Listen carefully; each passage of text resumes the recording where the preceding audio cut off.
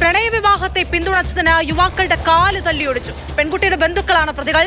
കർണാടകയിലെ മാണ്ഡ്യ പാണ്ഡവപുരയിലാണ് ഈ ആക്രമണം ഉണ്ടായത്. ബൊമ്മലപുര സ്വദേശികളായ പ്രകാശ്, നവീൻ എന്നിവർക്ക് നേരെയായിരുന്നു ആക്രമണം.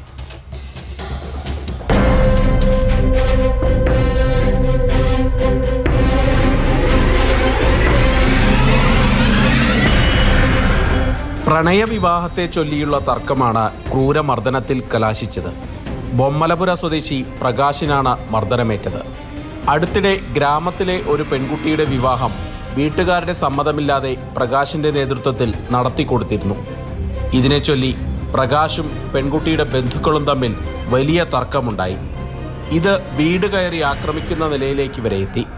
ഇതിന് പിന്നാലെയാണ് പെൺകുട്ടിയുടെ പിതാവും സഹോദരനും ബന്ധുക്കളും ചേർന്ന് പ്രകാശിന്റെ കാൽ തല്ലിയൊടിച്ചത്. കഴിഞ്ഞ ദിവസം പ്രകാശിനെയും മരുമകൻ നവീനെയും പിന്തുടർന്ന സംഘം ക്രൂരമായി മർദ്ദിക്കുകയായിരുന്നു. കല്ലുകൊണ്ടടിച്ചാണ് കാല് തകർത്തത്.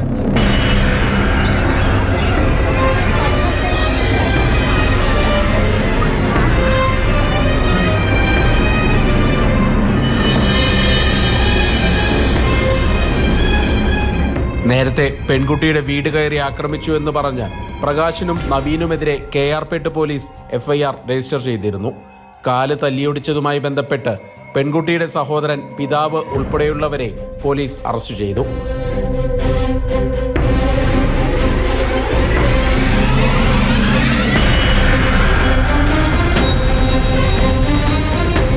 മാതൃഭൂമി ന്യൂസ്, ബംഗളൂരു.